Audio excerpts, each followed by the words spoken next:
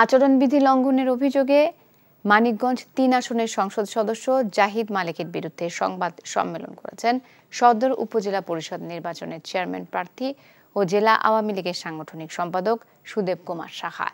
দুপুরে Manikganj press club সংবাদ সম্মেলনে সুদেব কুমার সাহা অভিযোগ করেন, সংসদ সদস্য হয়েও নিজের ফুফাতো ভাই মোহাম্মদ ইসরাফিল হোসেনের পক্ষে নির্বাচনী প্রচারণা চালাচ্ছেন সাবেক স্বাস্থ্যমন্ত্রী জাহিদ মালেক।